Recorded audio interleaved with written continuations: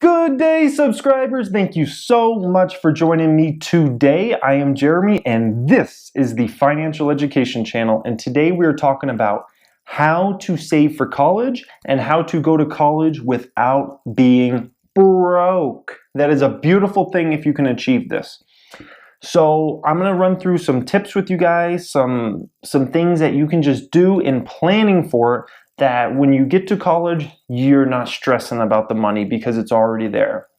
So there are three things I highly recommend around freshman year, maybe sophomore year of high school, you really think about.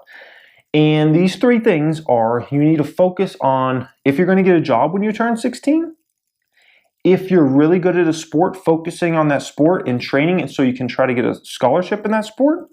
Or the third route is if you're very intelligent and you can put in the work to books and you're very interested in learning those kinds of things, can you get an academic scholarship?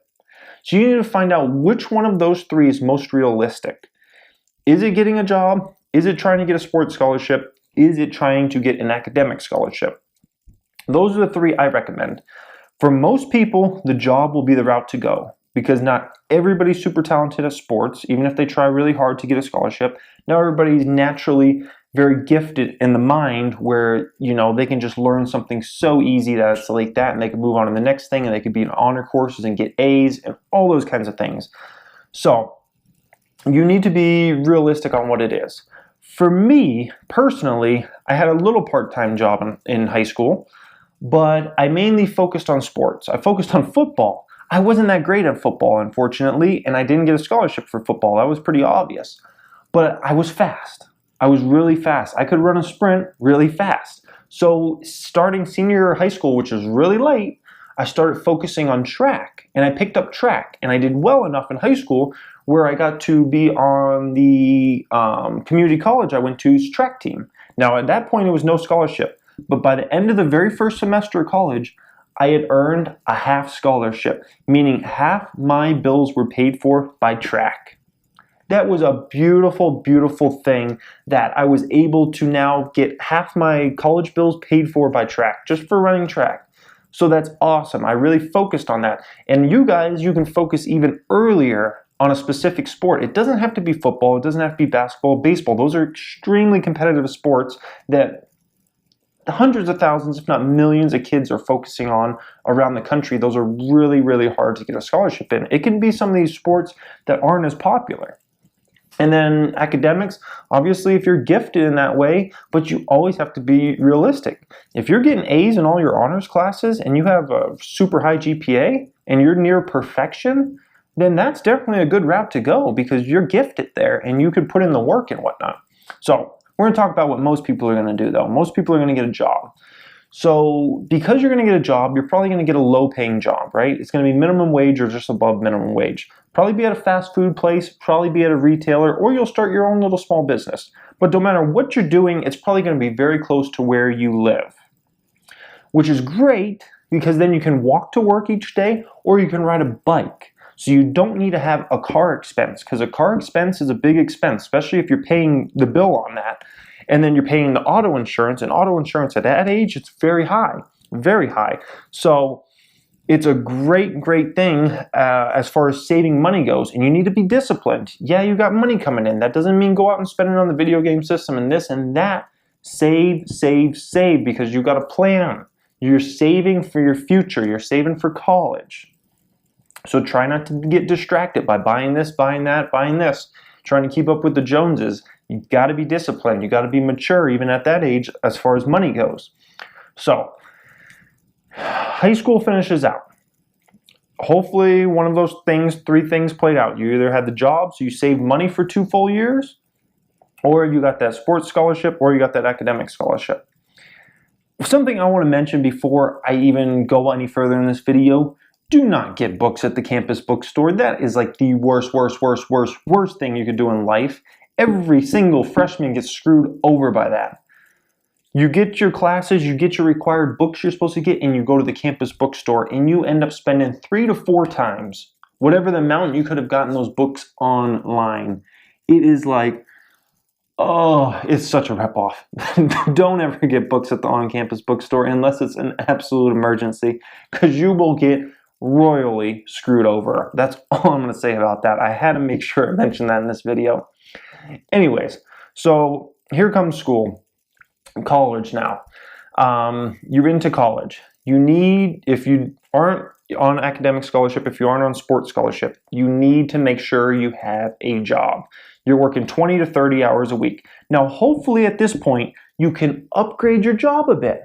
You can leave your old business you were working for, company you're working for, and go out there and get a little better job. Because guess what? Now you have 2 full years of experience. You start working with your 16, 17, now you're 18, you're starting college. You had 2 full years of experience, 2 full years of track record, 2 full years of proving yourself at a company that you can go get a better job somewhere else now at this point.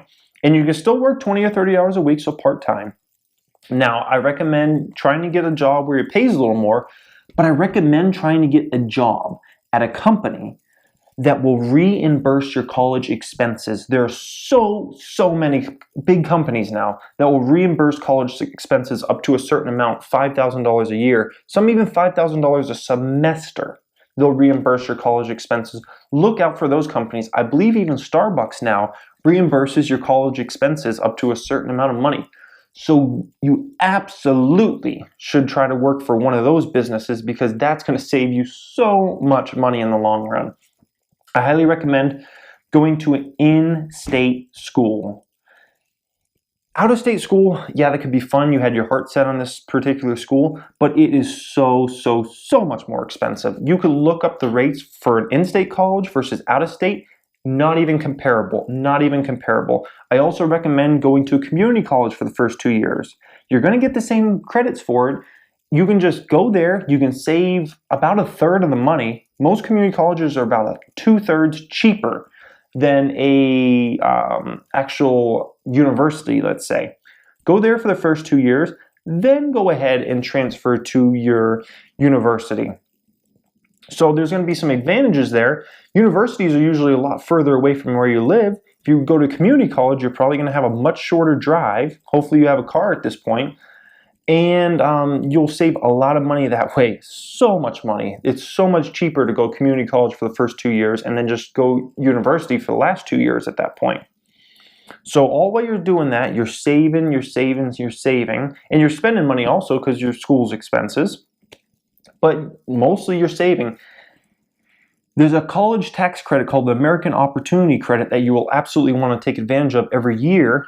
You get up to $2,200 per semester back from whatever you spent that year. That's a beautiful thing. So when January comes around and say you spent $4,400 last year or whatever amount you spent, you get $4,400 back. A check for $4,400 and a refund. That is unbelievable. That's a beautiful thing. So make sure you write that off on your taxes. American Opportunity Credit. They might have changed the name to the Hope Credit recently. I cannot remember. It used to be called American Opportunity Credit, but make sure you look that up when you file your taxes when you're 18, 19, 20 years old and you're going to college. Absolutely, that will help you tremendously because then that money can just be put more towards savings. And if you follow this plan, you're going to go ahead and you're going to graduate college with no debt. You're going to go ahead and graduate college probably with money because you probably haven't spent all the money because you've been saving, you've been taking care of, doing the tax credits and all those kinds of things. And you've been working or you were on scholarship, so it was all paid for anyways. That's a beautiful thing if you can graduate college and not only not be in debt, but have money. That's like unbelievable. And plus that, if you had a job, you have tons of work experience already. So you've already been working in the field. You're way up on your peers. Sorry about that, guys. My GoPro's battery ran out. And I was like, what is going on with my camera? It started flickering. I'm like, anyways, battery ran out. So I was talking about how you have a leg up on all your other classmates. All the ones that either got money from their parents, which is only about 15-20% of the population. Realistically, their parents can pay for it. All the people that took out financial aid, all the people that took out loans, for sure you're ahead of them. You're ahead of all your peers. You have a huge advantage. I'll explain why. The parents one. They took the easy way out. There's nothing wrong with that, really. I can't say anything bad about it. Now my lighting setup's messed up. It's unbelievable. Anyways, I can't say anything's bad about taking money from your parents, but at the end of the day, that's a lot of money for them to fork out. And if you weren't working during that time, what were you doing? You were just going to school? School's way too easy to just college, that's way too easy just to float by on your parents' dime, in my personal opinion. You learn so much more if you're out there working, out there making your own money. You get to make yourself just a more proud person, gain self-confidence, and all those kinds of things. If you just applied for financial aid, I say that's a last resort. That's really a last resort because you never want to be dependent on the government. You never want to, it's kind of like almost like food stamps or welfare, those kinds of things. That's like last resort. If all else fails, you can go that route of financial aid, but it's not there to be the first resort, and it's not there to be the second or the third or the fourth. It's the last one, in my opinion. And then we had getting money from your parents, financial aid, and then loans. Loans is the last one. That's the worst. That's the worst because you're going to have a mountain of debt to pay off for 10, 15, 20 years to come. You'll still be paying off that debt more than likely in your mid-30s. It's bad. It's bad. You don't want to go the loan route just because you're lazy and you just want to focus on school. Come on.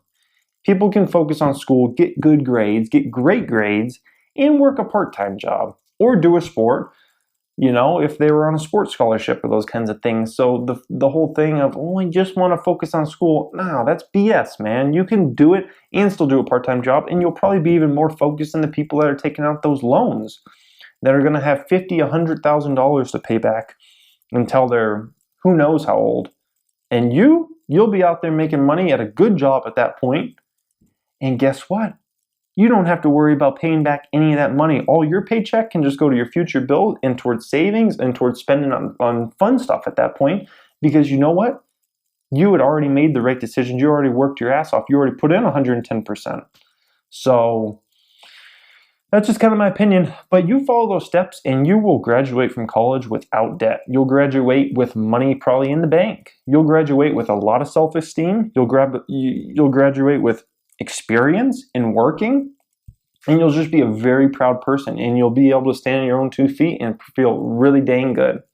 So anyways, if you want to subscribe and you haven't, you may want to. I talk a ton about personal finance. This is kind of personal finance today. Talk a little bit about investing, stocks, those kinds of things. And I talk a lot about entrepreneurship, being a young entrepreneur and being in your own business. Anyways, thank you so much for watching, guys, and have a great day.